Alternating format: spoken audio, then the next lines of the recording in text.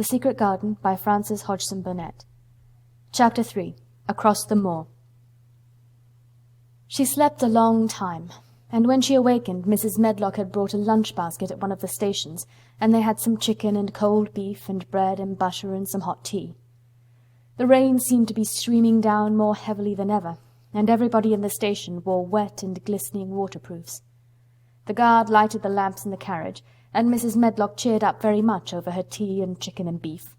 She ate a great deal, and afterward fell asleep herself, and Mary sat and stared at her, and watched her fine bonnet slip on one side, until she herself fell asleep once more in the corner of the carriage, lulled by the splashing of the rain against the windows. It was quite dark when she awakened again. The train had stopped at a station, and Mrs. Medlock was shaking her. "You have had a sleep," she said. "It's time to open your eyes. We're at Thwaite Station, and we've got a long drive before us."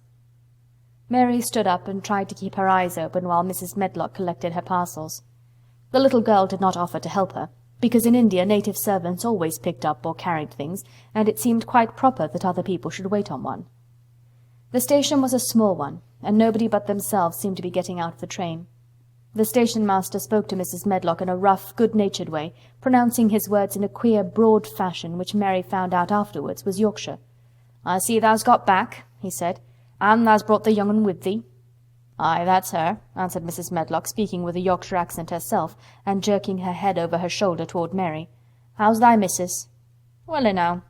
The carriage is waiting outside for thee." A brougham stood on the road before the little outside platform. Mary saw that it was a smart carriage, and that it was a smart footman who helped her in. His long waterproof coat and the waterproof covering of his hat were shining and dripping with rain, as everything was, the burly station-master included.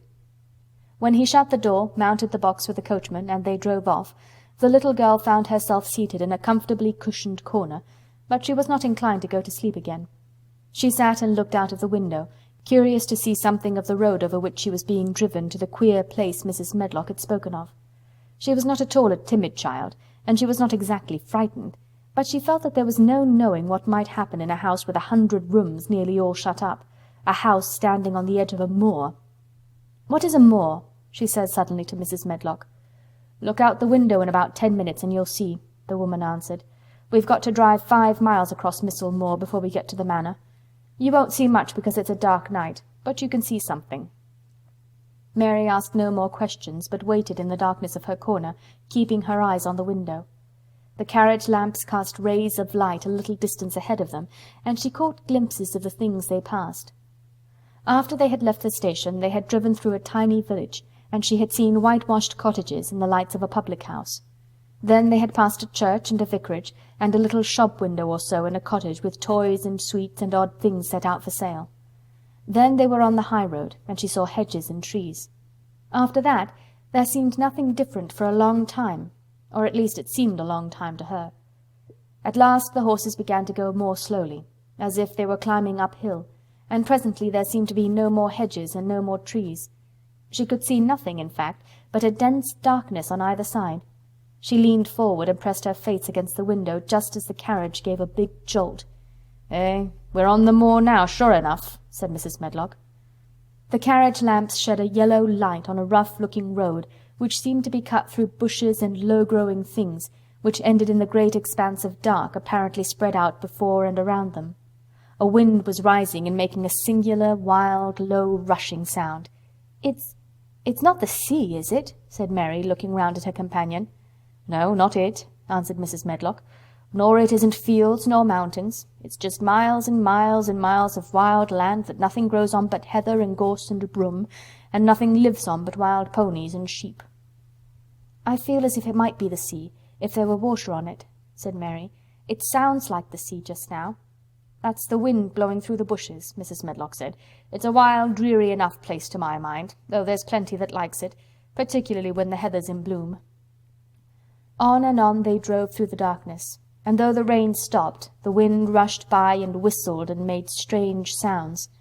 The road went up and down, and several times the carriage passed over a little bridge beneath which water rushed very fast with a great deal of noise. Mary felt as if the drive would never come to an end, and that the wide, bleak moor was a wide expanse of black ocean through which she was passing on a strip of dry land. "I don't like it," she said to herself. "I don't like it," and she pinched her thin lips more tightly together. The horses were climbing up a hilly piece of road when she first caught sight of a light. Mrs. Medlock saw it as soon as she did, and drew a long sigh of relief. I am glad to see that bit of light twinkling," she exclaimed. "It's the light in the lodge window. We shall get a good cup of tea after a bit, at all events." It was after a bit, as she said, for when the carriage passed through the park gates there was still 2 miles of avenue to drive through, and the trees, which nearly met overhead, made it seem as if they were driving through a long, dark vault. They drove out of the vault into a clear space and stopped before an immensely long but low-built house, which seemed to ramble round a stone court. At first Mary thought that there were no lights at all in the windows, but as she got out of the carriage she saw that one room in a corner upstairs showed a dull glow. The entrance door was a huge one made of massive, curiously shaped panels of oak, studded with big iron nails and bound with great iron bars. It opened into an enormous hall, which was so dimly lighted that the faces in the portraits on the walls and the figures in the suits of armor made Mary feel that she did not want to look at them. As she stood on the stone floor she looked a very small, odd little black figure, and she felt as small and lost and odd as she looked. A neat, thin old man stood near the manservant who opened the door for them. "You are to take her to her room," he said in a husky voice. "He doesn't want to see her. He's going to London in the morning." "Very well, Mr. Pitcher," Mrs. Medlock answered. "So long as I know what's expected of me, I can manage." "What's expected of you, Mrs. Medlock," Mr. Pitcher answered, "is that you make sure that he is not disturbed, and that he doesn't see what he doesn't want to see." And then Mary Lennox was led up a broad staircase and down a long corridor and up a short flight of steps and through another corridor and another, until a door opened in a wall and she found herself in a room with a fire in it and a supper on a table. Mrs. Medlock said unceremoniously, "Well, here you are. This room and the next are where you'll live, and you must keep to them, don't you forget that." It was in this way Mistress Mary arrived at Misselthwaite Manor, and she had perhaps never felt quite so contrary in all her life. End of chapter 3.